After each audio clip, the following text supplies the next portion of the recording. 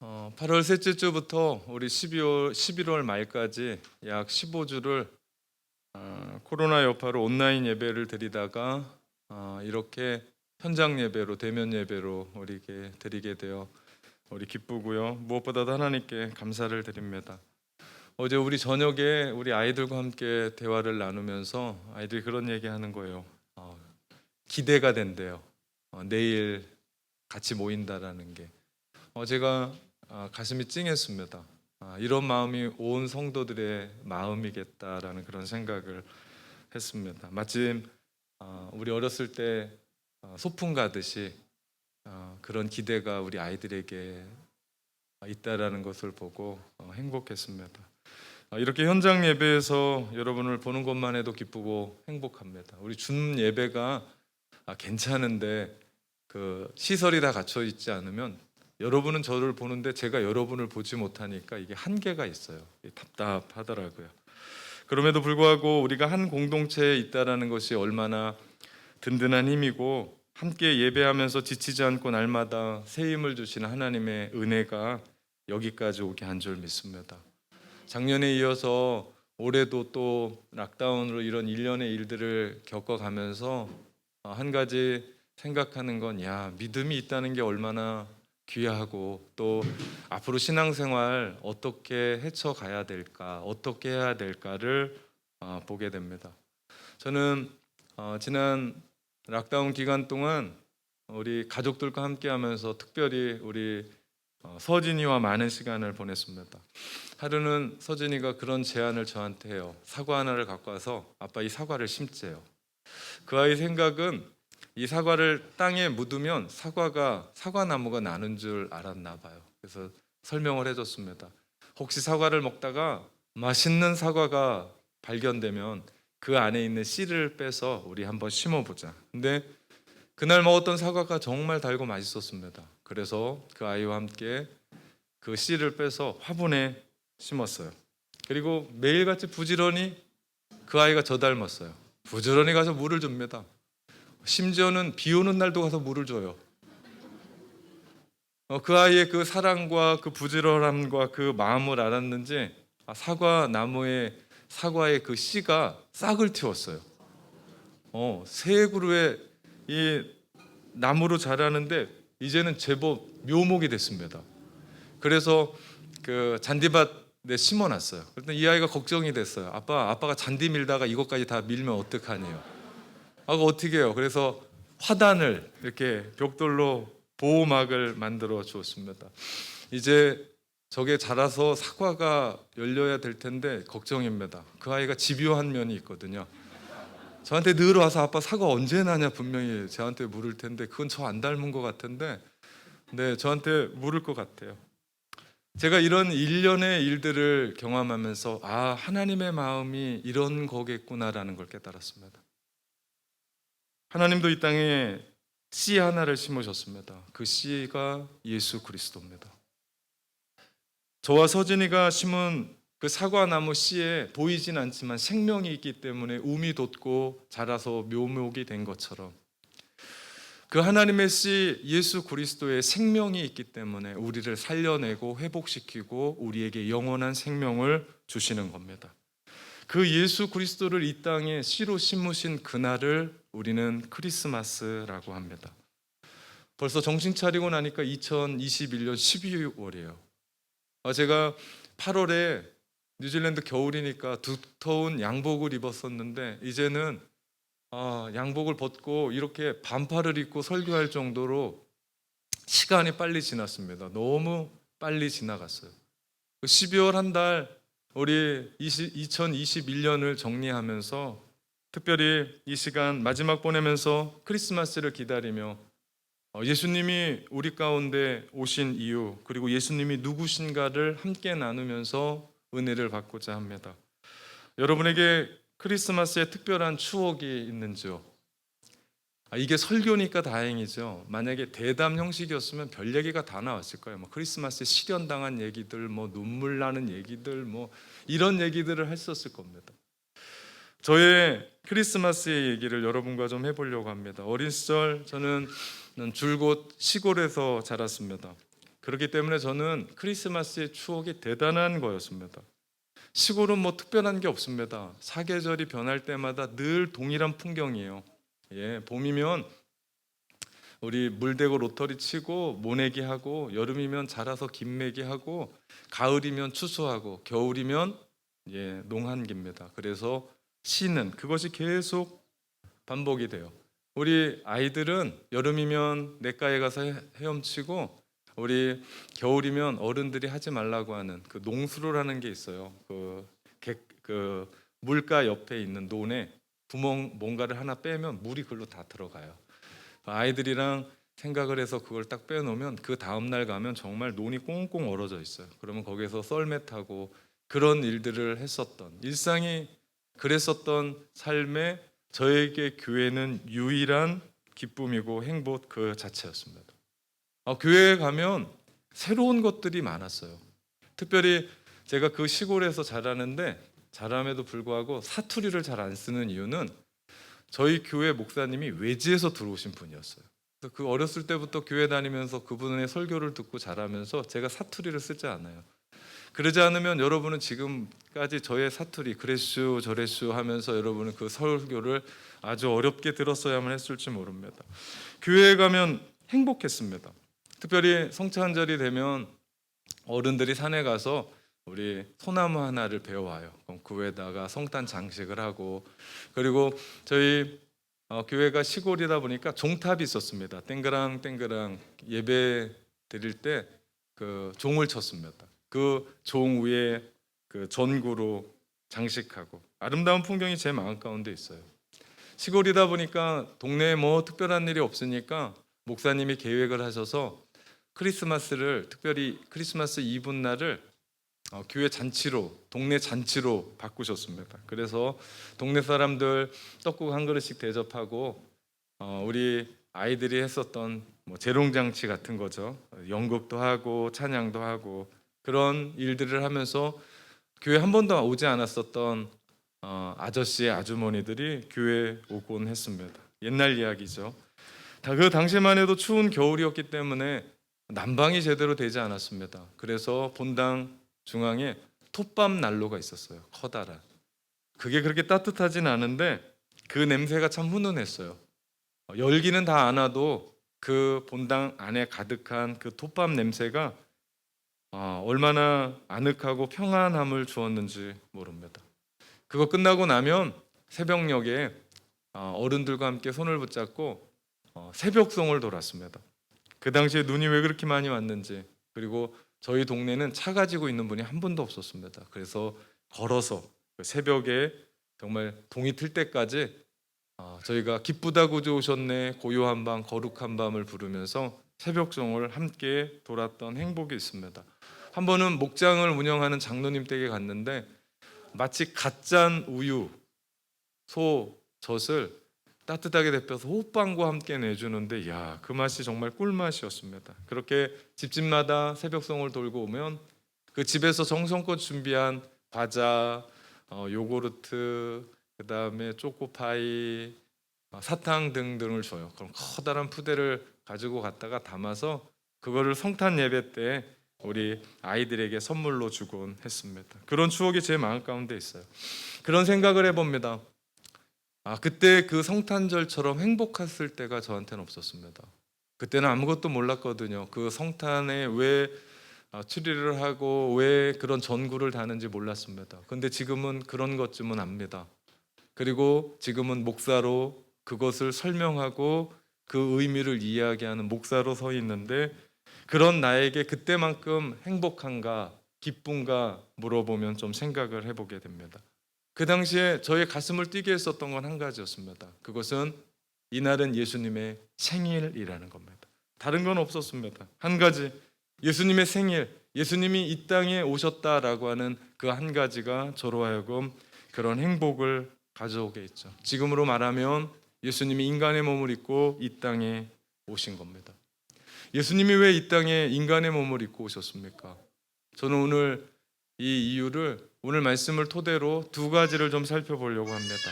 예수님이 이 땅에 인간의 몸을 입고 오셨던 이유. 그 첫 번째는요, 우리의 죄의 문제를 해결하러 오셨습니다. 하나님과 우리 사이에는 원수 관계였어요. 이유는 죄 때문이었습니다. 죄가 우리와 하나님 사이를 갈라놨어요. 그 결과 우리가 하나님께로 나아갈 수가 없었습니다. 그런데 예수님이 오셔서 우리로 하여금 하나님께 나아갈 수 있는 길을 열어놓으셨죠. 어떻게요? 그분이 우리의 죄를 대신 뒤집어 쓰시고 그분이 우리의 죄가 되셔서 십자가에서 우리 때문에 죄 없는 분이 죽으셨습니다. 이것이 예수님의 그 이름의 뜻입니다. 우리 21절 말씀인데요, 우리 한 목소리로 같이 읽어볼까요? 아들을 낳으리니 이름을 예수라 하라. 이는 그가 자기 백성을 그들의 죄에서 구원할 자심이라 하니라. 아멘. 인류의 모든 불행은 돈이 없어서도, 배우지 못해서도, 집이 없어서도, 직업이 없어서도, 명예가 없어서 코로나 팬데믹 때문도 아닙니다. 우리 세계의 인생의 인류의 불행은 바로 죄 때문입니다. 그렇기 때문에 죄의 문제를 해결하지 않고는 아무리 돈이 많고 아무리 많은 걸 배운 박박사가 되고 아무리 집이 있고 높은 명예와 지위가 있은들 그것이 해결될 수가 없습니다. 왜냐? 그 근본의 문제가 죄이기 때문에. 죄의 문제를 가지고 죄를 안고 살아가는 사람은 죄의 저주 아래 있기 때문에 그의 결과는 죽음으로 향하여 나아갈 수밖에 없는 겁니다. 세상이 참 복잡합니다. 정치적인 문제, 경제적인 이슈, 가정의 문제, 관계의 문제, 사회의 문제, 부의 불균형의 문제, 인권의 문제, 환경의 문제, 수없는 문제가 있습니다. 전문가들이 그 문제에 대한 진단을 내립니다. 그런데 그 문제의 근본의 원인 역시도 죄에 있습니다. 다른 원인들 제시하지만 결국 근본의 근원의 문제는 죄에 있습니다. 왜 그렇습니까? 죄인이 만든 세상의 그 어떤 아름답고 화려한 문물이어도 그것은 죄가 만들었기 때문에 복잡한 겁니다. 이 문제가 해결되지 않으면 답이 없습니다. 그래서 예수님이 이 문제를 해결하시려고 인간의 몸을 입고 이 땅에 오신 겁니다. 우리는 이날을 크리스마스라고 부릅니다. 제가 오래전에 예수님의 십자가를 기억하는 사순절 때 제가 한 4주인가 5주를 죄의 시리즈로 설교를 했습니다. 그때 어떤 한 분이 저희 교회에 막 오셨는데 목사님이 한두 번 하고 말 줄 알았대요. 근데 5번을 연달아 하면서 자기가 너무 힘들었대요. 그래서 성도의 교제를 하면서 저한테 어렵게 그런 얘기를 꺼내는 겁니다. 목사님의 설교를 듣고 제가 죄에 대해서, 특별히 내가 그렇게 죄인인 것에 대해서 깜짝 놀랐다는 거예요. 한 번도 생각해 보지 못했다라고 이야기했습니다. 그렇습니다. 우리 모두는 죄인이에요. 여기에는요, 한 사람도 깨끗한 사람이 없어요. 모두가 다 죄인입니다. 제가 이 앞에서 설교하는 이유는 의인이어서가 아니고 죄인인 제가 하나님 앞에 옳다함 인정을 받아서, 죄의 용서함을 받아서 제가 이 자리에서 설교하는 거지 제가 의인이 아닙니다. 주님 때문이죠. 죄의 문제를 해결하실 분은 주님밖에 없습니다. 이 문제를 확실히 짚고 넘어가야 돼요. 대충 얼렁뚱땅 그냥 모호하게 연약함 정도로 넘어가면 안 돼요. 내가 철저히 죄인이라는 걸 깨닫고 철저하게 회개하며 주님 앞에 나아갈 때 주님은 우리를 용서하시죠.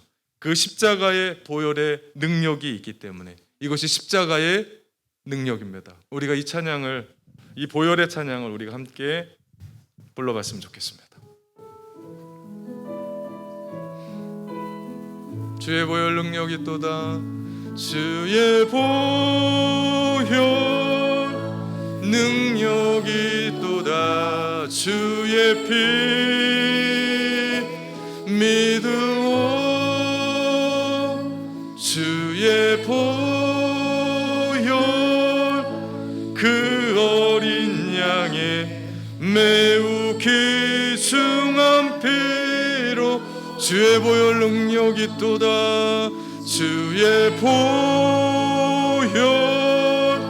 능력이 있도다. 주의 피 믿으오. 주의 보혈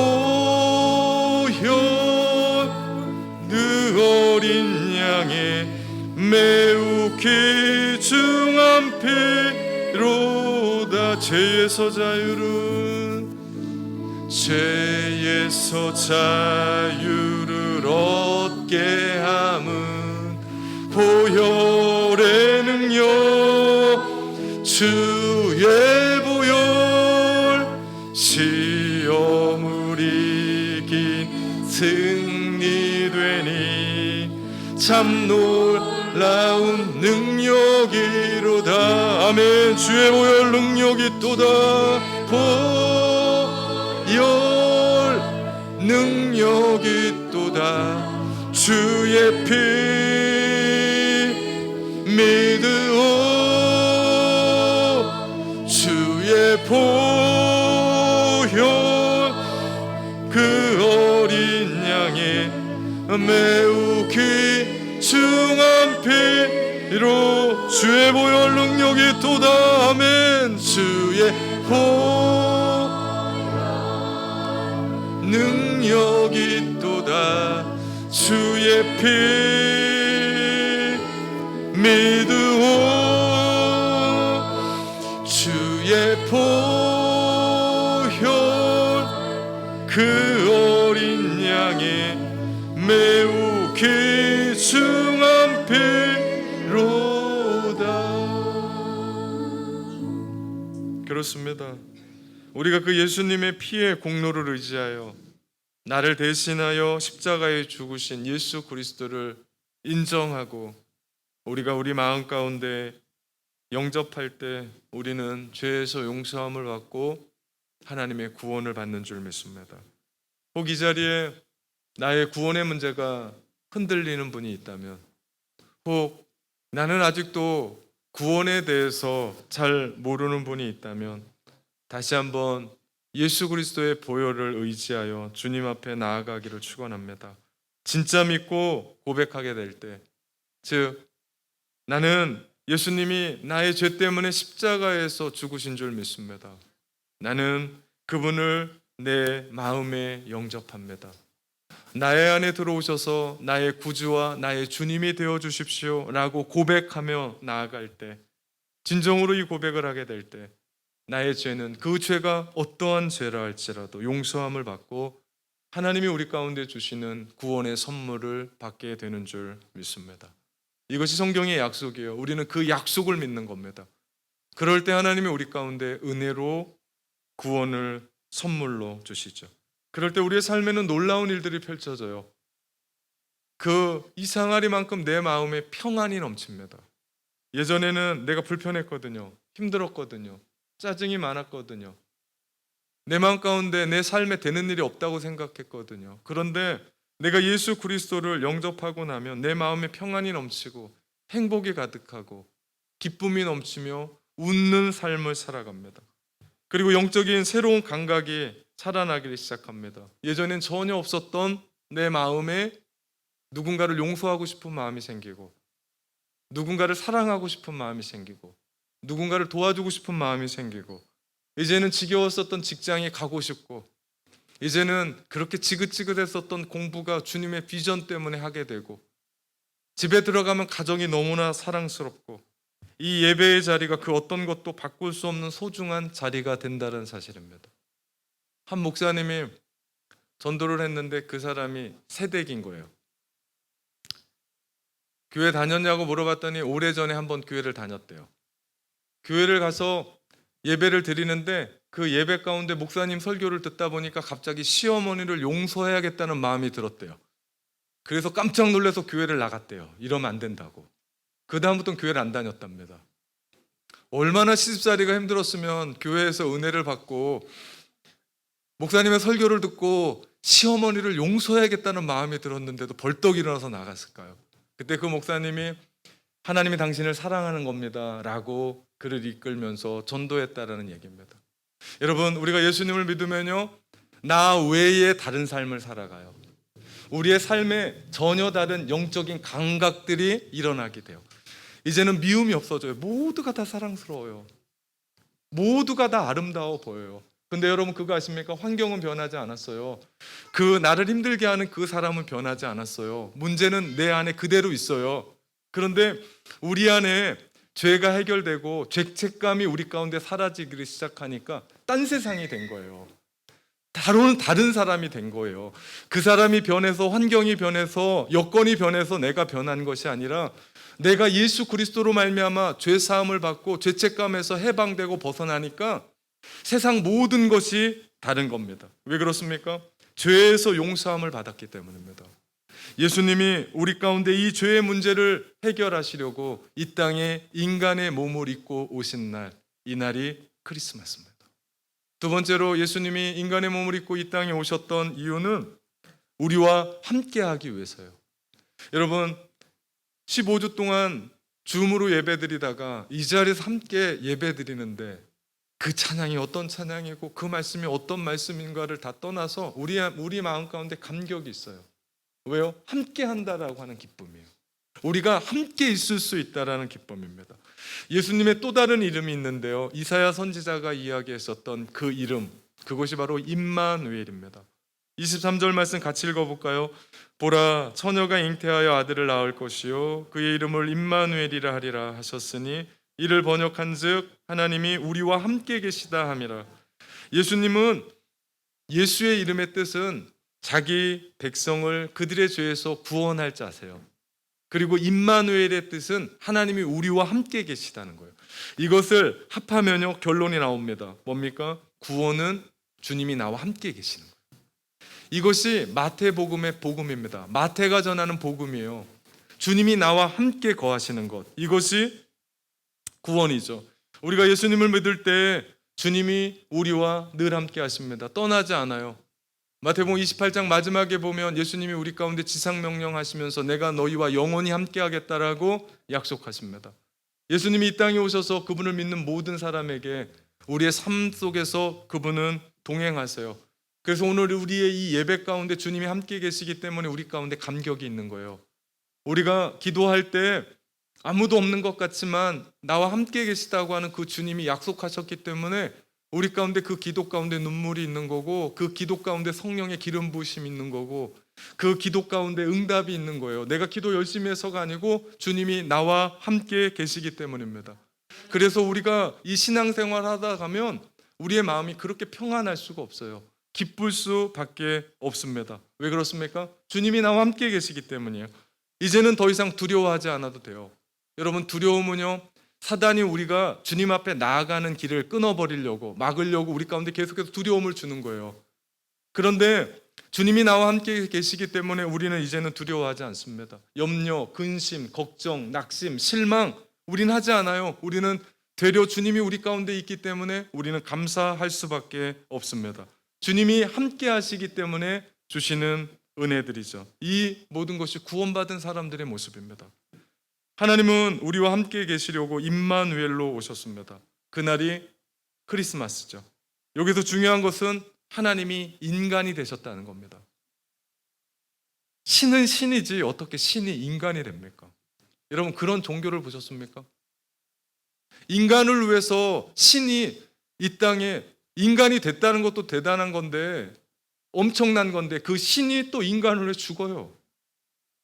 여러분, 세상의 종교 중에 신이 인간을 위해서 죽는 종교를 보셨습니까? 반대입니다. 모든 세상의 종교는 신을 위해서 인간이 죽었어야 돼요. 그런데 우리 하나님은 우리를 구원하시기 위해서 신이 인간의 몸을 입고 이 땅에 오셔서 십자가에서 죽으십니다. 왜요? 하나님으로는 죽을 수 없기 때문에. 여러분, 하나님이 죽으면 그분이 하나님입니까? 그 믿어서 뭐 하겠습니까? 하나님으로는 죽을 수가 없습니다. 그렇기 때문에 그분이 인간의 연약한 모습을 입고, 죄 없는 모습으로 입고, 성령으로 잉태되어 처녀의 몸으로 태어나셔서 죄 많은 인간을 위해서 죽을 수밖에 없었습니다. 왜 그렇습니까? 히브리서에 보면 피 흘림이 없은즉 죄 사함이 없다고 얘기하세요. 그 누가 얘기한 거예요? 하나님이 얘기한 거예요. 저도 자식을 키워가다 보니까 제가 불리한 일이 있으면 얘기해놨다가도 나중에 야 그거 아니다, 야 내가 잘못 생각했다, 야 취소다, 야 그러면서 다른 얘기하거든요. 근데 하나님은 당신이 말씀하셨던 피 흘림이 없은즉 죄 사함이 없다, 본인이 말씀하셨거든요. 그리고 본인이 직접 이 땅에 인간의 몸을 입고 와서 죄 많은 인간을 위해서 죄 없는 분이 죽으셨습니다. 그리고 우리의 구원을 이루어 가십니다. 여러분, 이것이 하나님의 지혜입니다. 하나님이 사람이 되신 것이 하나님의 지혜였습니다. 이것이 복음 중에 복음입니다. 죄 많은 인간이 어떻게 죄인을 위해서 죽습니까? 죄 많은 인간이 어떻게 죄인을 구원합니까? 제가 여러분을 위해서 혹 죽을 수 있습니다. 여러분은 대단하다고 얘기할 겁니다. 아, 목사님이 나를 위해 죽었다. 대단한 일입니다. 그러나 제가 죽은들 여러분의 구원을 위해 할 수 있는 건 아무것도 없습니다. 왜? 제가 죄인이기 때문입니다.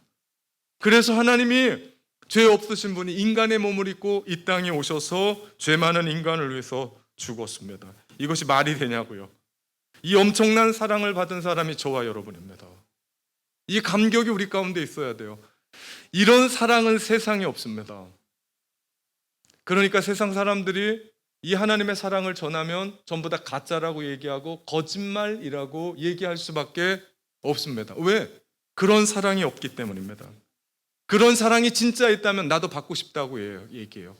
그런 사랑이 진짜 있다면 나도 원한다라고 얘기합니다. 왜요? 두렵거든요. 힘들거든요. 이제는 그 조건이 붙은 그 사랑이 지긋지긋하거든요. 나도 조건 없는 사랑, 나도 아낌없이 베풀어 주신 누군가의 사랑을 그냥 받고 싶은 거예요. 그래서 우리가 살다가 어려우면 부모님이 생각나는 게 그런 이유 아닙니까? 힘들 때마다 조건 없는 사랑, 아낌없는 사랑, 우리에게 베풀어 주신 그 부모님의 사랑이 하나님의 사랑에 우리 가운데 보여지는 거 아닙니까? 그런데 세상한테 그 얘기를 하면 아니라고 이야기합니다. 그래서 그들에게 믿으라고 하면 너나 잘하라고 얘기합니다. 그들에게 하나님의 사랑을 전하고자 하면은 믿어지지 않으니까 화를 내는 거예요. 괜찮습니다. 그들이 안 믿기로 작정한 것도 아니고 그들 마음 가운데도 그 사랑이 있었으면 하는 마음이 너무나 크다는 걸 알고 우리가 계속해서 십자가의 상 미리 받은 사람들처럼 그 은혜 미리 받은 사람들처럼 아낌없는 사랑, 조건 없는 사랑, 그냥 베풀어 주셨던 값없는 그 사랑 우리가 받은 것처럼 우리가 다른 사람에게 그 사랑을 전해 주어야 됩니다. 그 시간이 크리스마스입니다. 임마누엘로 오신 하나님, 우리와 함께 하시는 하나님, 하나님이 우리와 함께 계심 이 자체가 어마어마한 복음이고요. 우리가 이 복음을 전해야 됩니다. 15주 온라인 줌에서 함께 모이다가 현장에 모이니까 눈물부터 납니다. 얼마나 행복하고 기쁜지. 못 봤던 사람들 함께 보니까 우리 아이들이 너무 많이 자랐어요. 네, 머리도 무지하게 자란 사람도 많아요. 이게 저 사람이 사람인지 이렇게 봐야 될 정도로. 네, 아직 못 간 것 같아요. 미용실에. 괜찮습니다. 네, 보니까 행복해요. 기쁩니다. 그런데 더 중요한 게 뭔지 아십니까? 그것보다도 우리의 삶을 가장 기쁘고 행복하게 하는 것은 가장 최고의 일은 하나님이 우리와 임마누엘로 함께 계시는 줄 믿습니다. 이것이 우리의 기쁨이에요. 이것이 우리 마음 가운데 변하지 않는 기쁨입니다. 하나님이 우리와 함께 계시기 때문에 두려움이 사라져요. 주님이 우리 가운데 함께 계시기 때문에 절망과 낙심과 실망과 우리 마음 가운데 좌절은 우리의 단어가 아닙니다. 결과가 좋든 싫든 다 잃었든 문제가 있든 해결되지 않는데도 내 마음 가운데 이유 없는 평안이 넘치는 이유는 나를 구원해 주신 그 주님이 나와 함께 오늘 여기에 계시는 줄 믿습니다. 기억하십시오. 주님은 우리의 죄를 용서하실 뿐만 아니라 오늘도 우리와 함께 계시며 영원히 떠나지 않는 임마누엘 하나님으로 우리와 함께 계십니다. 이날을 우리는 크리스마스라고 부릅니다. 사랑하는 참된 가족 여러분, 메리 크리스마스.